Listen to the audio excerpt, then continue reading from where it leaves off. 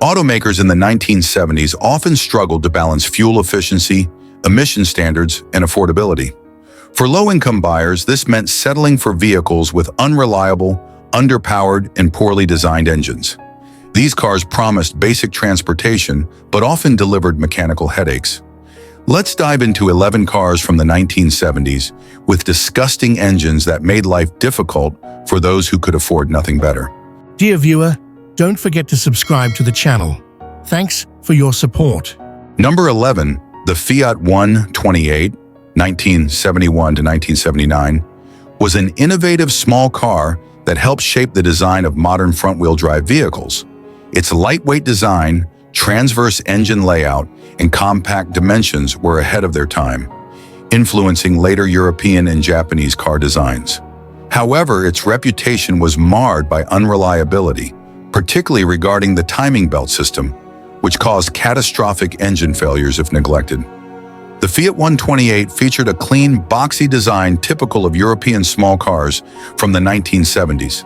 Slim pillars and large windows provided excellent visibility, but the design was utilitarian and lacked the styling flair found in other Fiat models, like the 124 Spider. A compact footprint made it easy to park and maneuver in crowded urban environments. The interior was simple and functional, with basic upholstery and minimal instrumentation. While it was spacious for a subcompact, build quality issues, including cheap plastics and poor fit and finish, meant the interior did not age well. Storage options were limited, although the station wagon version offered better cargo capacity. The Fiat 128 was powered by small inline-4 engines, which provided adequate performance but required strict maintenance, especially in regard to the timing belt system. Power output, 55 to 60 horsepower, offered decent fuel economy but felt underpowered on highways. 1.3-liter inline-4, introduced in later models. Power output, 65 to 75 horsepower, provided a modest performance upgrade, especially in the sportier rally and coupe variants. The engines used a rubber timing belt, which was a relatively new feature at the time. This allowed for quieter operation but came with significant risks if not replaced at regular intervals. The belt required replacement every 30,000 to 40,000 miles, but poor maintenance, documentation, and the novelty of the system led many owners to neglect the service intervals. If the timing belt failed, the engine's valves would collide with the pistons, causing catastrophic damage and necessitating an expensive rebuild or engine replacement. The unreliability of the timing belt system became one of the car's most notorious flaws, earning it a reputation for high repair costs. 4-speed manual transmission, standard on most models, but prone to linkage issues that made shifting imprecise. 0.5-speed manual transmission in Sportier versions improved performance but suffered from wear, especially in high-mileage vehicles. The Fiat 128's front-wheel drive layout and independent suspension gave it surprisingly nimble handling, making it enjoyable to drive on twisty roads.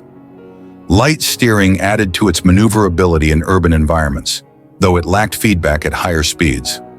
The ride quality was firm, with the suspension struggling to absorb large bumps, especially when loaded with passengers or cargo. While the Fiat 128 was praised for its innovative engineering, it was plagued by reliability problems, particularly in North American markets, where owners were unfamiliar with the required maintenance. Timing belt failures. As mentioned, the most notorious problem, with bent valves and engine damage being common outcomes of belt neglect. Rust problems. Fiat cars from this era were infamous for severe rust, especially in northern climates where road salt was used. Many 128s succumbed to corrosion after only a few years. Electrical issues. Frequent complaints about wiring failures and malfunctioning electronics, including starter motor problems and faulty lights. Cooling system problems. The radiators were prone to leaks, leading to overheating, especially during extended drives in hot weather. Initially, the Fiat 128 was well received for its forward-thinking design and lively handling, but its reliability problems quickly soured the ownership experience. It competed with other compact cars, including Volkswagen Rabbit, the Rabbit, Golf in Europe, offered similar practicality and better reliability, earning it a loyal following. Honda Civic. With superior reliability and low maintenance costs, the Civic became a serious competitor to the Fiat 128. Ford Pinto. While the Pinto had its own issues, it was a popular choice for American buyers looking for an affordable small car. The Fiat 128, 1971 to 1979, was an influential car that paved the way for modern front-wheel drive vehicles, but its impact was overshadowed by reliability issues. While it offered nimble handling, practicality, and a forward-thinking design, the car's unreliable timing belt system became its Achilles heel. Many owners face costly repairs or scrap their cars altogether after catastrophic engine failures.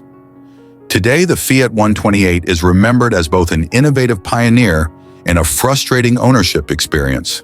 It has a small following among enthusiasts who appreciate its historic significance, but its reputation for rust and mechanical failures limits its appeal as a collector's item. Number 10. The Ford LTD2, 1977 to 1979, was introduced as a downsized successor to the full-size Ford LTD, aimed at combining the comfort of a large car with more manageable dimensions. However, despite Ford's intentions, the LTD2 ended up being too heavy and inefficient, offering few improvements over its predecessor. Its V8 engines, though theoretically powerful, were plagued by misfires, poor tuning, and excessive fuel consumption, all while delivering lackluster performance. The LTD2 maintained large car proportions, with a long hood and rear overhangs, reflecting Ford's obsession with traditional American styling. Available in both luxury trims and more utilitarian versions, it featured an abundance of chrome accents and opera windows in coupe models to cater to the personal luxury market. Its sheer size, despite being marketed as downsized, contributed to poor handling and made it cumbersome to drive and park. Inside, the LTD2 offered plush seating, soft upholstery, and a generally spacious cabin designed for comfort. However, the build quality was inconsistent, with complaints of poorly aligned panels, rattling noises, and early wear on upholstery. Higher trims included amenities like power windows and air conditioning, but these features were prone to electrical malfunctions over time. The LTD2 offered several V8 engine options, but despite the displacement and theoretical power, these engines struggled to perform due to poor emissions controls, weight, and outdated carburetor setups. 302 cubic inches, 4.9 liters, Windsor 5 8 power output, 134 horsepower underpowered for the car's size, resulting in sluggish acceleration, common misfires due to faulty ignition components. Average fuel economy, 12 to 14 miles per gallon, which was considered poor for a smaller V8. 351 cubic inches, 5.8 liters, Cleveland Verve 8 power. Output 149 to 161 horsepower, prone to timing issues and misfires requiring frequent maintenance. Carburetors were notorious for poor fuel-air mixtures, leading to stalling under heavy loads. Fuel consumption was excessive, with real-world figures averaging 10 to 12 miles per gallon. 400 cubic inches, 6.6 liters, 8 power output, 173 horsepower. This engine struggled with overheating and oil leaks, especially in warmer climates. The car's weight, combined with emissions-restricted power output, led to poor acceleration and sluggish highway performance. High fuel consumption, 8 to 10 miles per gallon, which made the car impractical as gas prices rose. 3-speed automatic transmission, standard across all models, but it was slow to shift and frequently contributed to sluggish throttle response. 4-speed manual transmission, rare. Available on base models, but its vague shifter and long throw discouraged performance driving. The LTD2 was equipped with soft suspension, which prioritized comfort over agility. While the car excelled in absorbing road bumps, it suffered from poor cornering stability and excessive body roll. The power steering was overly light, offering little feedback and making the car feel disconnected from the road. Braking performance was subpar, especially when the car was loaded, with drivers complaining about brake fade after repeated use. All V8 engines were prone to ignition issues, with misfiring being one of the most frequent complaints. Distributor caps and spark plugs required frequent replacements, with timing adjustments often necessary to maintain smooth operation. Ford struggled to tune the carburetors correctly, resulting in rough idling, poor throttle response, and excessive fuel consumption. Frequent stalling occurred, especially in cold weather, frustrating drivers and making the LTD2 unreliable in daily use. The LTD2 was notorious for faulty wiring, which caused malfunctions in power windows and climate controls. Dashboard gauges were unreliable, with fuel and temperature gauges often giving incorrect readings. Like many 1970s American cars, the LTD2 was highly susceptible to rust, especially around the wheel wells and door sills. The LTD2 was poorly received by consumers and critics alike. It failed to stand out in a segment dominated by smaller, more efficient vehicles that were gaining popularity during the 1970s energy crisis. Even within Ford's lineup, it was overshadowed by the Ford Thunderbird, which offered similar luxury features but with more prestige. Chevrolet Malibu offered better fuel economy and more refined handling. Chrysler Cordoba, a direct rival, but with a more cohesive luxury image. AMC Matador provided more unique styling, but struggled with similar reliability issues. The Ford LTD2, 1977 to 1979, failed to capture the hearts of consumers, offering mediocre performance and poor reliability at a time when buyers were seeking smaller, more fuel-efficient cars. While it carried the LTD name, the car did not live up to its full-sized predecessor's legacy. Its heavy frame, underwhelming engines, frequent misfires, and high fuel consumption made it a relic of a bygone era that could not adapt to changing market demands. Number 9. The Pontiac LMan, 1973 to 1977, marked a significant decline for what had once been a respected name in performance and style. As part of General Motors' lineup, the LMan aimed to be a practical, mid-sized vehicle with a hint of sportiness. However, thanks to weak engines, poor quality carburetors, and stifling emissions controls, it became known for rough idling, sluggish performance, and mechanical headaches. The 1973 LMan introduced a bulkier design with larger bumpers to comply with new federal crash regulations. Its squared-off front grille and wide stance gave it a somewhat imposing look, though the overall design lacked refinement and elegance compared to earlier Le Mans models. In later years, the car's styling became increasingly dated, with little effort from Pontiac to modernize it. The interior was roomy, but materials such as cheap vinyl and plastics degraded quickly, leading to a worn-out appearance after just a few years. The seats were comfortable, but poor cabin insulation allowed significant noise from the engine and road to intrude. Higher trim levels like the Grand LMan aimed to provide a more luxurious feel, but struggled with inconsistent build quality. Pontiac offered a variety of engines throughout the 1973 to 1977 production period, but power outputs were severely hampered by emissions controls and poor carburetor tuning. The engines were notorious for rough idling, stalling, and requiring frequent adjustments to keep running smoothly. 250 cubic inches, 4.1 liters, inline 6 power output, 100 to 110 horsepower, underpowered for the car's size, leading to poor acceleration, tendency to stall when cold or under load, exacerbated by carburetor problems.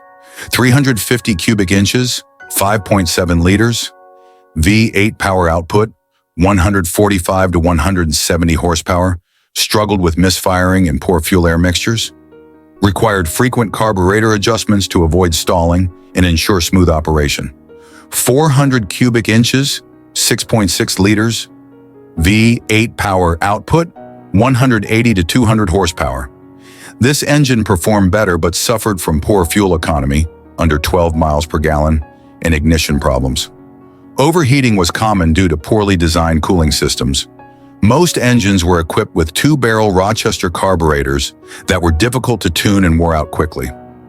The carburetors often developed vacuum leaks, leading to rough idling and hesitation during acceleration. Emissions controls further degraded engine performance, causing the car to stall frequently during warm-ups. 3-speed automatic transmission, the most common option, though gear shifts were sluggish and contributed to the car's poor performance. 4-speed manual transmission, Available on some models, but the heavy clutch and imprecise shifter discouraged spirited driving. The LMans featured a soft suspension setup, which provided a comfortable ride on smooth roads, but resulted in excessive body roll and poor handling in corners. The power steering was light but disconnected, offering little feedback to the driver. Braking performance was poor, with fade issues during repeated stops, especially on heavier wagon models. The carbureted engines frequently suffered from fuel delivery issues, leading to rough idling and frequent stalling at stoplights. Owners often complained about having to constantly adjust the carburetors to keep the car running smoothly. The LMans was prone to alternator failures and faulty wiring, leading to issues with ignition systems and dashboard instruments. Overheating was a common issue, particularly with the larger V8 engines, due to undersized radiators and poor airflow. As with many GM cars of the era, the LMans was highly susceptible to rust, especially around the wheel arches, door sills, and trunk. Poor quality paint jobs accelerated corrosion, causing many LMans models to deteriorate rapidly in northern climates. Initially, the LMans benefited from Pontiac's reputation for sportiness and style, but by the mid-1970s, buyers were disillusioned with its poor performance and reliability issues. Rising fuel prices and emissions regulations further eroded the car's appeal. Chevrolet Malibu offered similar performance but with slightly better build quality. Dodge Coronet had more powerful engines but suffered from similar reliability issues. Ford Torino, a more refined option but not immune to its own share of mechanical problems. The Pontiac LMan, 1973 to 1977, is remembered as a disappointing chapter in the car's history, marked by weak engines, poorly tuned carburetors, and unreliable components.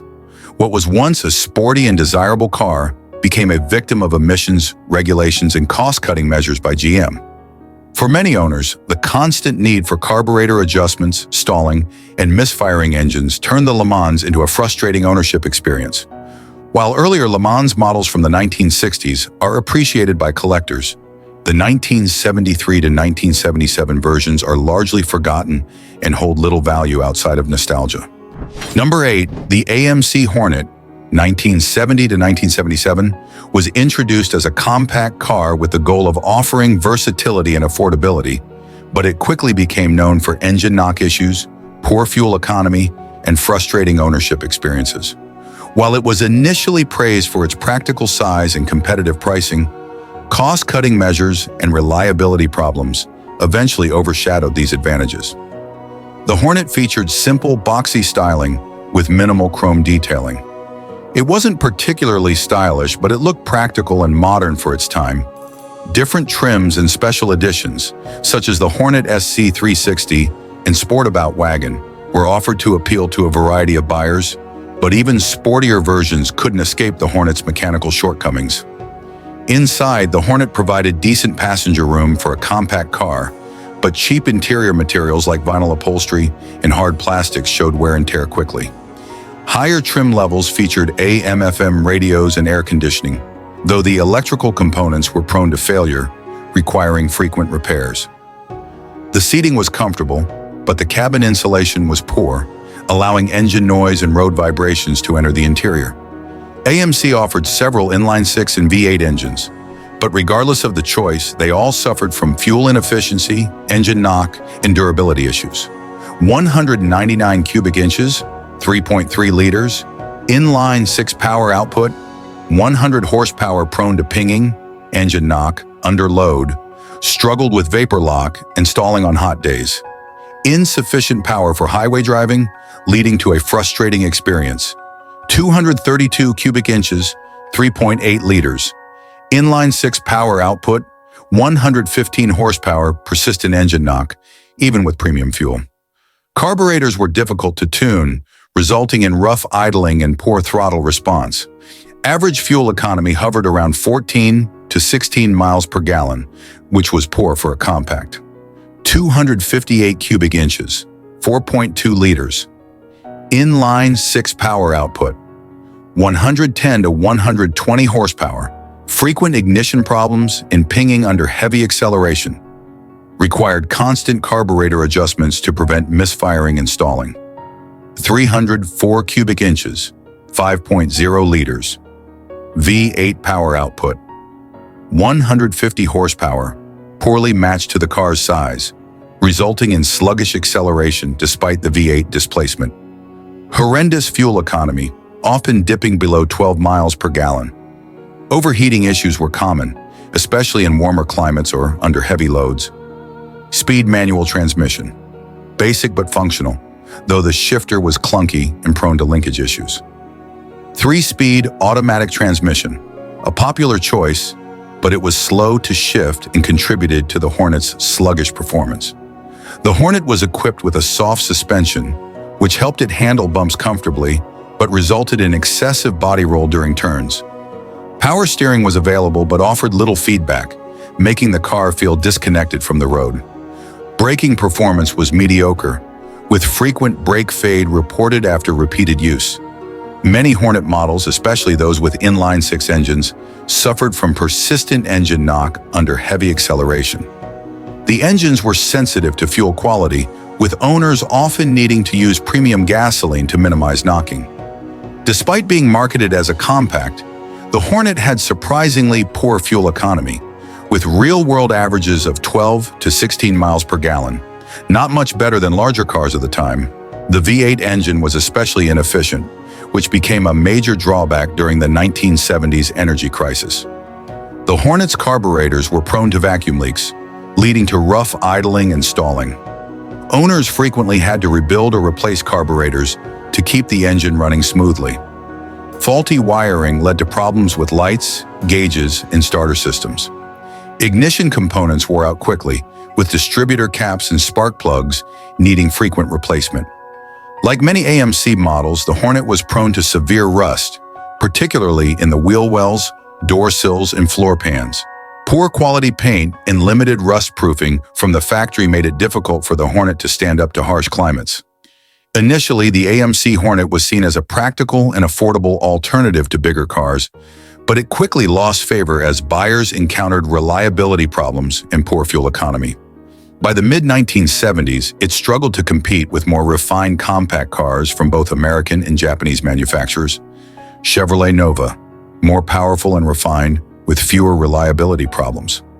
Ford Maverick, similar in size but offered better fuel economy and fewer mechanical headaches. Toyota Corolla and Datsun. 510. These imports provided better fuel efficiency and reliability, capturing buyers during the energy crisis.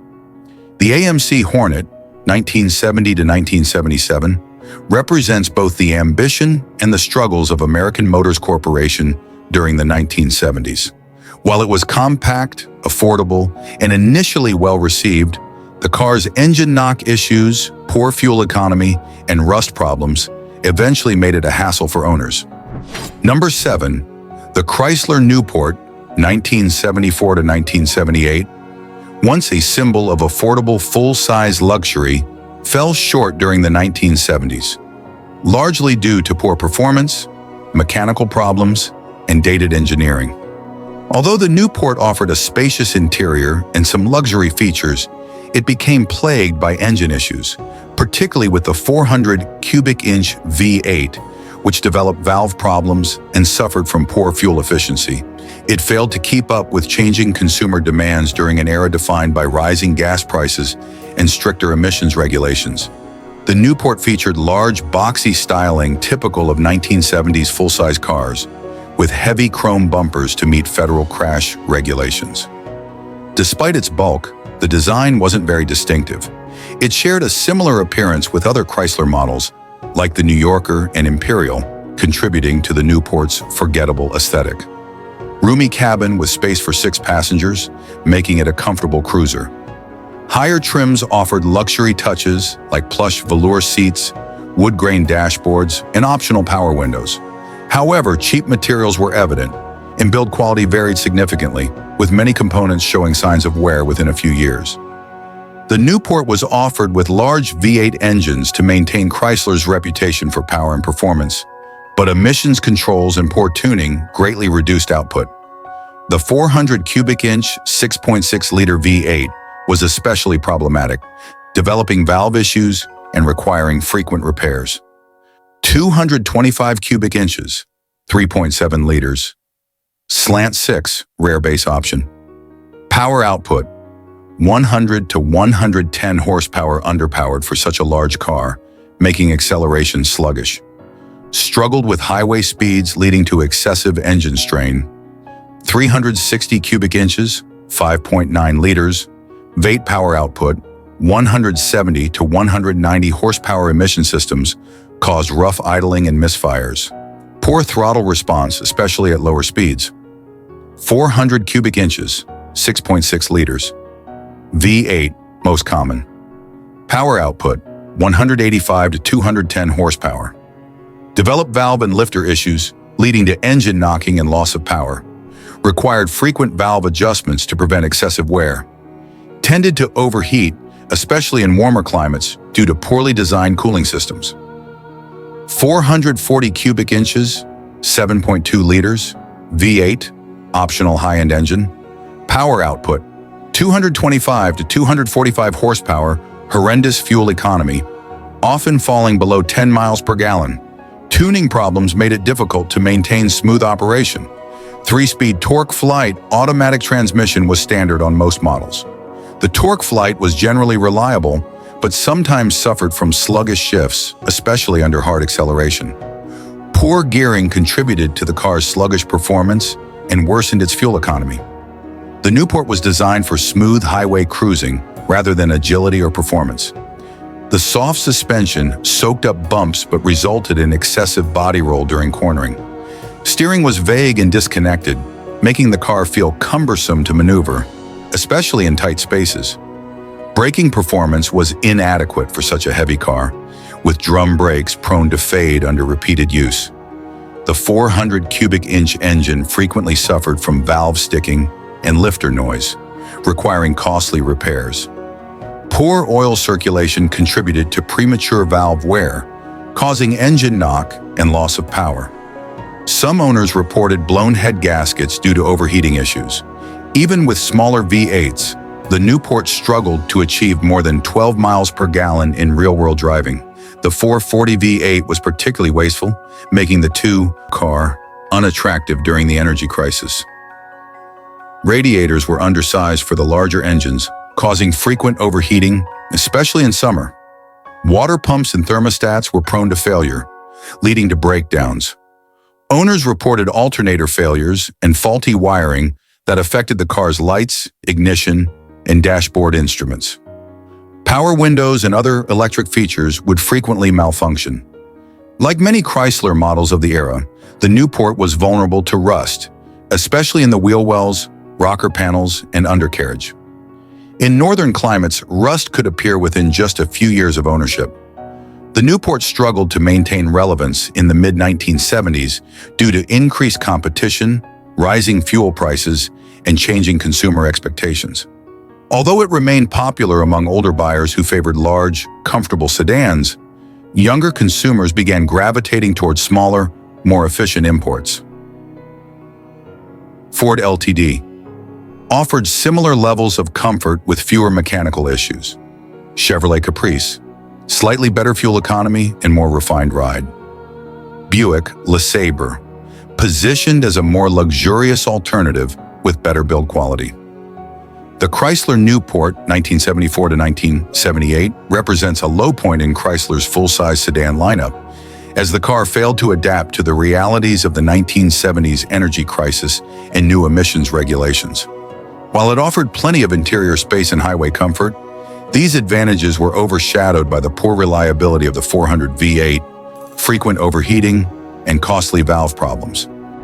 Number 6, the Ford Fairmont, 1978 to 1983, introduced as part of Ford's shift toward more compact, fuel-efficient cars, ended up being underpowered and underwhelming despite initial optimism. While the Fairmont was praised for its practicality and space, it was plagued by lackluster engine performance, poor build quality, and outdated technology. The straight-six engines, in particular, became a point of frustration for many owners due to poor power output and reliability issues. The Fairmont had bland, boxy styling, emphasizing utility over aesthetics. Its simple, squared-off lines and modest grille were intended to attract practical buyers, but they made the car look dated even when new. Available in multiple body styles, the Fairmont was marketed as a versatile car for families, but the lack of styling innovation kept it from being memorable. The cabin was roomy for a compact car, with a straightforward dashboard layout and decent seating space for 5. However, interior materials were cheap, with plastic panels prone to cracking and upholstery that wore out quickly.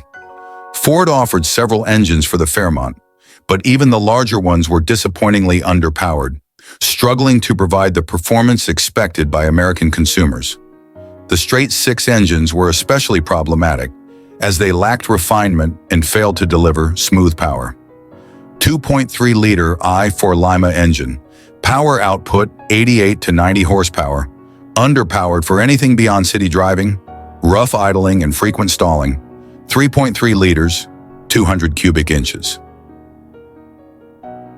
Inline 6, weak acceleration, making highway merging a challenge, tended to overheat under heavy loads or in warm climates, poor throttle response, leading to frustrating driving experiences, only marginally better than the 6-cylinder options, developed valve lifter problems and oil leaks. High fuel consumption despite its low power output. Turbocharged 2.3-liter I4, optional 1980 to 1983. Power output 132 horsepower complex and unreliable turbo system prone to failure. Turbo lag made the car feel sluggish at low speeds. 3-speed automatic and 4-speed manual transmissions were available, though neither could fully compensate for the weak engines. The automatic transmission was known for hesitant shifts, worsening acceleration issues. The Fairmont was built on the Fox platform, which also underpinned the Mustang, giving it decent handling characteristics for its time. Soft suspension tuning created excessive body roll during cornering. Vague steering made the car feel disconnected from the road. Brakes were adequate, but prone to fading after extended use. The 3.3-liter inline-6 struggled to generate enough power for highway driving, resulting in poor acceleration and engine strain. Overheating issues were common, especially during summer driving or with the air conditioner running. The 6-cylinder engines also suffered from ignition problems, causing misfires and hard starting in cold weather. The automatic transmissions were known for hesitation during shifts, leading to jerky acceleration. Manual transmissions often developed clutch problems, requiring frequent adjustments or replacements. Owners reported alternator failures and wiring issues affecting dashboard lights and ignition systems. The Fairmont was particularly vulnerable to rust, especially in the undercarriage and rear fenders, due to poor corrosion assistance. The Fairmont initially sold well because of its affordable price and practicality, but it soon earned a reputation for poor performance and lackluster reliability. During a time when Americans were shifting towards smaller, more efficient cars, the Fairmont's outdated straight-six engines put it at a disadvantage. Chevrolet Malibu offered better performance and slightly more refined interiors. Plymouth Fury, equally plagued by engine problems, but had a larger dealer network. Honda Accord, a more reliable, fuel-efficient option with better engineering. The Ford Fairmont, 1978 to 1983, aimed to be a practical, fuel-efficient alternative to the gas-guzzling sedans of the past, but missed the mark due to its weak engines and mediocre build quality. Although it was an early use of the Fox platform, which went on to underpin more successful models like the Mustang, the Fairmont itself failed to stand out. Today, the Fairmont is remembered as an unremarkable footnote in Ford's history, known more for its role as a donor platform for custom car builders than for its original purpose. Collectors generally avoid the Fairmont due to its poor reliability, weak performance, and rust issues, making it a rare sight on modern roads. Number 5. The Chevrolet Caprice Classic, 1973 to 1976. A full-size luxury car, exemplifies the challenges General Motors faced during the 1970s, particularly in adapting to tightening emissions regulations, rising fuel costs, and the post-muscle car era. While it offered the comfort and size associated with American luxury sedans, it became known for its bloated weight, underpowered engines, and mechanical issues. Among the most common complaints were its oil-burning engines, sluggish performance, and abysmal fuel economy, all of which hurt its reputation and made it a burden for owners during the decade's energy crisis. The Caprice's design reflected the big car trend of the early 1970s, with long, heavy proportions, prominent chrome accents, and oversized bumpers to meet federal crash regulations. For 1974, the front and rear bumpers were enlarged even further, contributing to the car's weight gain and giving it a bulky appearance. Available with optional vinyl roofs and wire wheel covers, the Caprice was marketed as a premium car, though it lacked true innovation in styling. The Caprice Classic boasted a plush interior with roomy seating, making it a comfortable cruiser for long highway trips. Power windows, air conditioning, and velour upholstery were optional, but the build quality was inconsistent, with trim pieces prone to rattling and wear. While spacious, the dashboard layout was cluttered, and cheap plastic parts frequently broke or malfunctioned.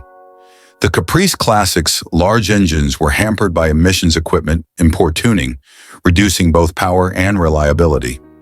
Despite offering big block V8s, the car's sheer weight made even these engines feel underwhelming. Additionally, the engines were prone to burning oil, leading to mechanical failures and high maintenance costs. 5.7 liters, 350 cubic inches. V8 power output, 145 to 160 horsepower. Frequent oil burning, leading to fouled spark plugs and loss of compression. Struggled to move the heavy car, resulting in poor acceleration. Overheating problems due to inadequate cooling systems. Known for high oil consumption even at low mileage. Emissions controls caused frequent stalling and sluggish throttle response. Terrible fuel economy, with some owners reporting single-digit MPG. Valve lifter failures were common, resulting in rough engine operation. Burned oil excessively, requiring frequent top-ups between oil changes. 3-speed turbo-hydromatic automatic transmission was standard on most models, though it was known for sloppy shifts and driveline vibrations at higher speeds. The car's overall gearing was poorly matched to the engines, further hampering acceleration and highway performance.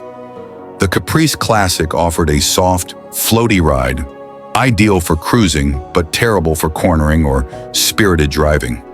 Excessive body roll and underwhelming steering feedback made the car feel cumbersome, especially on narrow roads or in tight spaces. Braking was marginal at best, with drum brakes prone to fading under repeated use, and even the optional front disc brakes provided limited improvement. Big block V8 engines, 400 cubic inches and 454 cubic inches, were notorious for burning oil, requiring constant monitoring and top-ups. Leaking valve seals and worn piston rings were frequent culprits, often leading to engine misfires and poor performance. The large engines often overheated, particularly in warmer climates or during heavy use, due to inadequate cooling systems. Radiators were prone to clogging, and the water pumps frequently failed, causing breakdowns.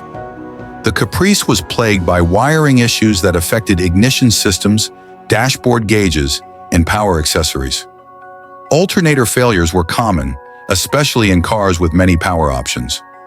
All engine options struggled to achieve better than 10 to 12 miles per gallon in real-world driving, making the Caprice expensive to operate. The 7.4-liter, 454 cubic inch V8 was especially notorious for consuming both fuel and oil at alarming rates. Like many GM cars of the 1970s, the Caprice was vulnerable to rust, particularly in the undercarriage, door bottoms, and wheel arches. In northern climates, rust often developed within just a few years, rendering many Caprices unsalvageable.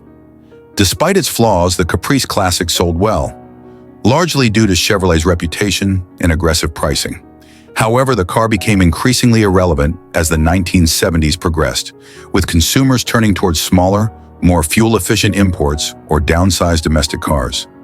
Ford Ltd. offered a similar level of comfort with slightly better reliability.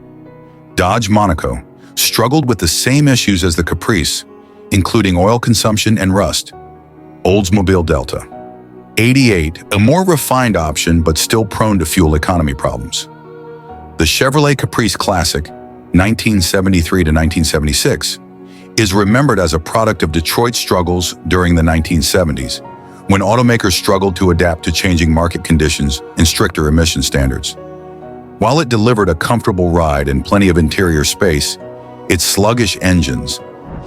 Number 4, the Plymouth Fury, 1975 to 1978, struggled to maintain relevance as the American automotive market transitioned towards smaller, more efficient vehicles following the 1973 oil crisis. While it boasted large V8 engines, the Fury became infamous for its poor heat management, abysmal fuel economy, and reliability issues. The outdated design and bulky size only compounded its problems, making it a car that quickly fell out of favor with consumers. The Fury maintained the blocky, oversized design typical of full-size American cars in the mid-1970s, with massive bumpers to meet new federal crash standards. The overall appearance was bland and utilitarian, focusing more on function than style.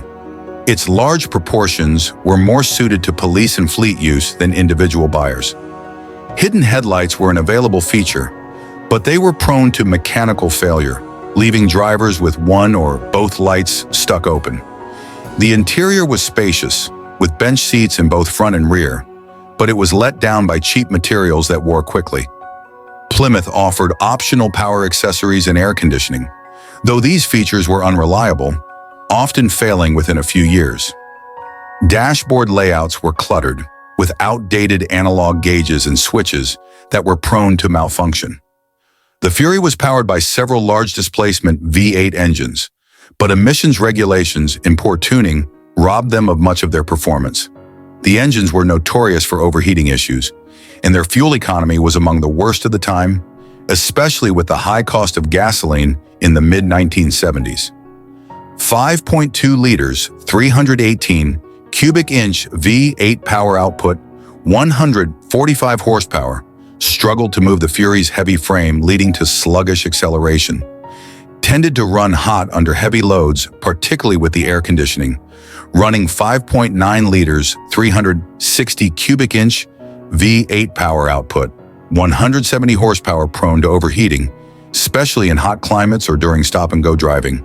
Suffered from carburetor flooding, resulting in hard starts and stalling. 0.6 liter, 400 cubic inch. V8 consumed excessive amounts of fuel, with real-world fuel economy often dipping below 10 miles per gallon. Tended to develop oil leaks from valve covers and gaskets. Poor heat management caused frequent radiator failures. 0.72 liters, 440 cubic inches V8 police fleet use. While powerful on paper, it was detuned by emissions equipment, leaving it underwhelming. Severe overheating was a persistent issue, especially under high-speed conditions. 3-speed torque flight automatic transmission was the standard offering across all engine options. Though generally reliable, it was poorly matched to the engines, leading to slow gear shifts and sluggish acceleration. The Fury's large engines combined with its rear-wheel drive layout made it cumbersome to handle, with excessive body roll and poor cornering ability. The Fury was built on Chrysler's B-body platform, which prioritized comfort over handling. The suspension setup gave it a smooth, floaty ride, but it also made the car feel detached from the road.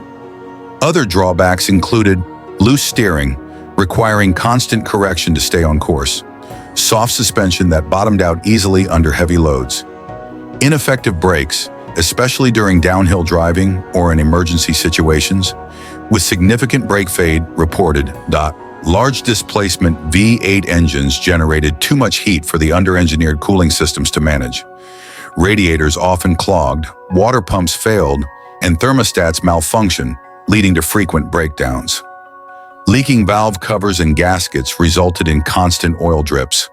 Many owners had to top off oil frequently to avoid engine damage. Faulty wiring harnesses caused issues with ignition systems and accessories. Power windows and lights were particularly unreliable. Even the smaller V8 engines were gas guzzlers, with mileage often falling to 8 to 12 miles per gallon, which was particularly burdensome during the energy crisis.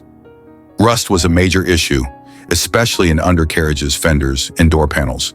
In regions with harsh winters, many Furies developed structural rust within a few years. Initially, the Fury sold moderately well, but as the decade progressed, buyers began to move away from full-size cars due to rising gas prices and changing preferences. It found limited appeal with police departments and taxi fleets, but private buyers increasingly favored smaller, more efficient vehicles. Ford Ltd. offered similar performance but with slightly better reliability. Chevrolet Impala, better styling but plagued by similar mechanical issues. Oldsmobile Delta, 88, more refined but equally poor in terms of fuel economy. The Plymouth Fury, 1975 to 1978, is often remembered as a relic of an era when American automakers struggled to adapt to emission standards and rising fuel costs.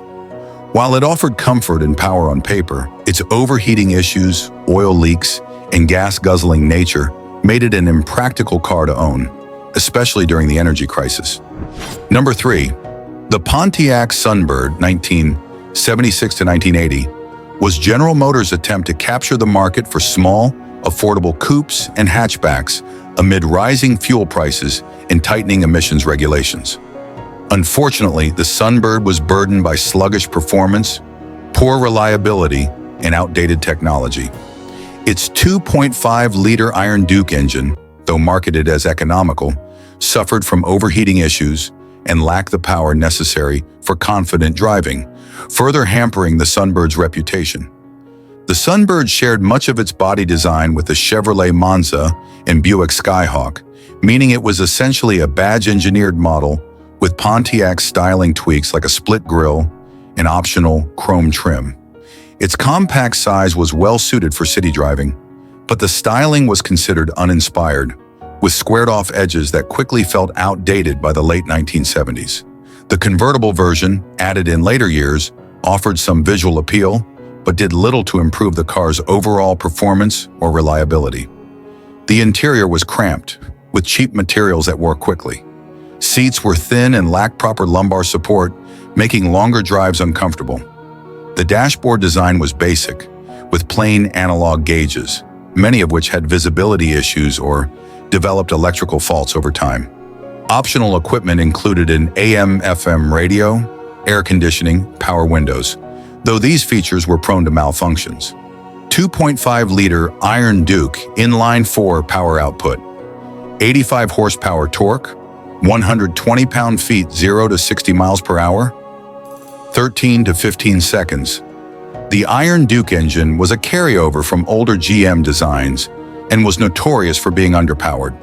While it provided decent low-end torque, it quickly ran out of breath at higher speeds. This made highway driving a struggle, with drivers frequently needing to floor the accelerator just to maintain speed. Overheating. The Iron Duke was known for running hot, especially during summer months or in stop-and-go traffic. Cooling systems were poorly engineered, with radiators prone to clogging. Head gasket failures. Overheating often led to blown head gaskets, resulting in coolant leaks and further reliability headaches. Hard starts and stalling.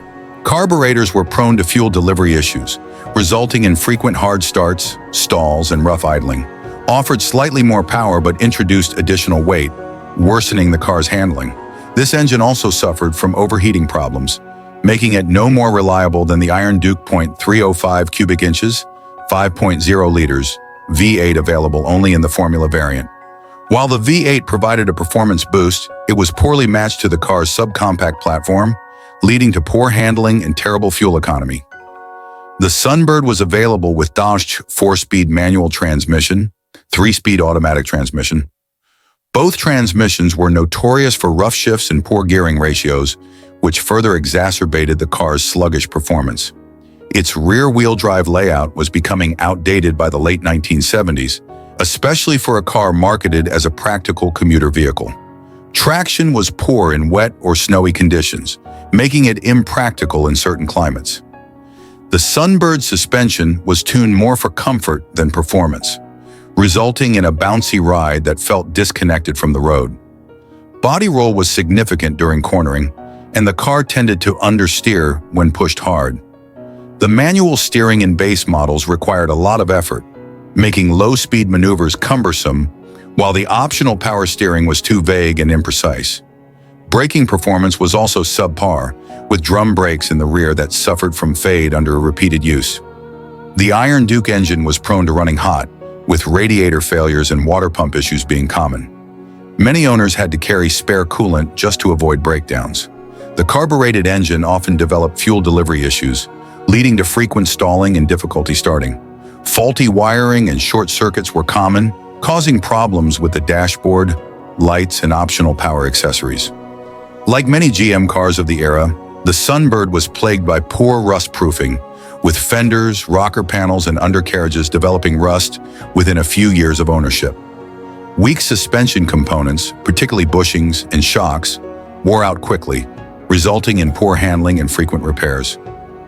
The Pontiac Sunbird was marketed as an affordable, sporty subcompact, but it struggled to compete in a rapidly changing market. It was overshadowed by more reliable and efficient small cars from Japanese automakers like the Toyota Corolla and Datsun 210. Even domestically, the Ford Pinto and Chevrolet 210 Vega offered similar performance but at slightly lower prices. The Pontiac Sunbird, 1976 to 1980, is remembered as a half-hearted attempt by GM to offer a compact, fuel-efficient vehicle. Unfortunately, it was plagued by poor engine performance, overheating issues, and reliability problems that tarnished its reputation. Number 2, the Dodge Dlight 1976 to 1977 was introduced as a compact car aimed at offering a more fuel-efficient option in the wake of the 1973 oil crisis. While it was marketed for its economy, the Dlight suffered from a lack of power and reliability issues stemming from its 225 cubic inch slant-six engine. This resulted in a vehicle that fell short of expectations for performance and dependability, ultimately leading to its short production run. The Dlight was a redesign of the classic Dodge Dart, featuring a more streamlined appearance with a slight emphasis on aerodynamics. It retained the Dodge styling cues, such as a recognizable front grille and prominent fenders, but the overall look was considered bland and utilitarian, typical of many cars of the era. The vehicle was available in several colors, but did not offer much in the way of exciting trim options. The interior of the Dlight was basic and functional, designed to keep costs down. It featured simple bench seating with low-quality materials that showed wear over time. Instrumentation was straightforward with minimal amenities. Air conditioning and optional features like power windows were available, but often malfunctioned. Power output, 105 horsepower. Torque, 180 pound-feet, 0 to 60 miles per hour. Approximately 13 to 15 seconds, the 225 cubic inch slant-six engine was known for its durability in various applications, but in the Dlight, it was underwhelming. It struggled to provide adequate power for the car's weight, leading to sluggish acceleration and frustrating driving dynamics. Weak performance. The engine's lack of power made merging onto highways or navigating inclines a struggle. Drivers often felt the need to push the accelerator to the floor just to maintain speed, which was frustrating, especially given the car's compact design. Reliability concerns. While the slant-six engine was generally robust, in the Dlight, it often experienced oil leaks, timing chain issues, and head gasket failures due to poor engineering and assembly practices. Poor fuel economy. Despite being marketed as a fuel-efficient vehicle, many owners reported mileage figures that did not meet expectations, often resulting in just 15 to 20 miles per gallon in mixed driving conditions. The Dlight came with either a 3-speed automatic or a 4-speed manual transmission. Both transmissions were known for being sluggish and unresponsive, further contributing to the car's lackluster performance. The Dlight's ride was tuned for comfort rather than sportiness, resulting in a soft suspension that absorbed bumps, but also contributed to body roll during cornering. Drivers noted the following: loose steering feel made it difficult to gauge handling, resulting in imprecise responses during turns. The braking system, featuring front disc and rear drum brakes, was adequate for normal driving, but often suffered from fade under heavy use. Owners frequently reported issues with the 225 cubic inch slant 6, particularly with oil consumption, head gasket leaks, and timing chain failures. The Dlight was plagued by electrical gremlins, with problems ranging from faulty ignition systems to malfunctioning dashboard lights. Many models suffered from rust issues, particularly in areas like the wheel wells and undercarriage, due to subpar rust-proofing practices. Components like shocks and struts wore out quickly, leading to poor handling and ride comfort over time. While the Dlight was intended to compete in the compact segment, it faced stiff competition from small cars that were more reliable and better engineered, such as the Ford Pinto, Chevrolet Vega, and various imports from Japan. The Toyota Corolla and Datsun 210 gained significant popularity during this period due to their reputation for reliability and efficiency. The Dodge Dlight, 1976 to 1977, is largely remembered as a misstep for Dodge. While it aimed to provide an economical compact car option, it ultimately failed to deliver on performance and reliability. The 225 cubic inch slant 6 engine, while historically known for its robustness, became a liability in this application, leading to frequent complaints from owners regarding power and dependability. Today, the Dlight is a forgotten piece of automotive history, rarely seen on the road and having little interest among collectors. It serves as a reminder of the challenges faced by American manufacturers during the transition period of the mid-1970s, where they struggled to adapt to changing consumer preferences for fuel efficiency and reliability. Number 1, the Ford Torino, 1970 to 1976, was a mid-size car that aimed to blend performance and practicality during an era marked by rising fuel prices and increasing emissions regulations. While initially popular, the Torino's bulky V8 engines struggled to adapt to the stringent emission standards of the mid-1970s, resulting in noticeable power loss and diminishing performance appeal. The Torino featured a distinctive design with a long hood and a wide stance that gave it a muscular appearance. It was available in various trim levels, including the sporty Torino GT and the luxurious Torino Brougham, which added different aesthetic elements and features. The Torino's body design evolved throughout its production, with the 1972 to 1976 models adopting a more rounded shape and less aggressive styling compared to their predecessors. The interior of the Torino was spacious, accommodating up to 6 passengers comfortably. Materials used in the interior were generally of decent quality, but many owners found that seats wore quickly and dashboards cracked under sunlight exposure. Features varied by trim level, with higher-end models offering options like air conditioning, power windows, and premium audio systems. V8 engine options: 302 cubic inches, 5.0 liters. V8 power output: 210 horsepower, initially. Torque: 300 pound-feet, 351 cubic inches, 5.8 liters. V8 power output: 240 horsepower, initially. Torque: 355 pound-feet, 429 cubic inches, 7.0 liters. V8, available in high-performance models. Power output: 360 horsepower, initially. Torque: 480 pound-feet. As the 1970s progressed and emissions regulations became stricter, the Torino's powerful V8 engines struggled to maintain their output due to modifications required to meet environmental standards. This led to a noticeable decline in performance across the range. Power loss: many owners reported a significant decrease in horsepower as the engines were equipped with smog pumps, catalytic converters, and restrictive exhaust systems to comply with emissions regulations. Fuel economy: although the Torino was marketed as a performance car, the larger V8 engines often delivered poor fuel economy, averaging around 10 to 15 miles per gallon, leading to frustration among owners, especially during the fuel crises of the 1970s. The Torino was available with either a 3-speed manual or a 3-speed automatic transmission. While the automatic provided smooth shifts, it was often criticized for being unresponsive, especially when paired with the heavier V8 engines. The Torino offered a comfortable ride, but handling was compromised by its heavy weight and soft suspension setup. Body roll.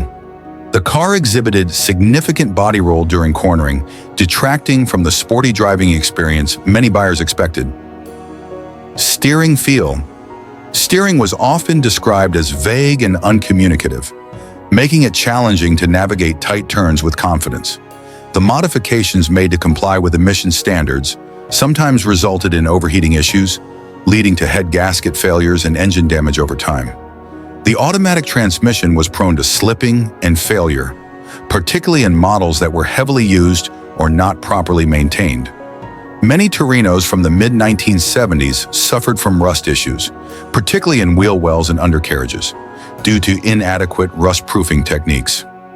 Various electrical components, including lights, switches, and gauges, were known to fail unexpectedly, leading to frequent repairs and frustration for owners.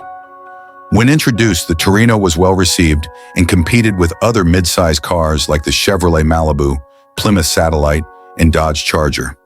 However, as performance expectations shifted and the market leaned toward more efficient vehicles, the Torino's bulky design and heavy engines began to feel outdated. The Ford Torino, 1970 to 1976, is often remembered as a symbol of the transitional period in American automotive history.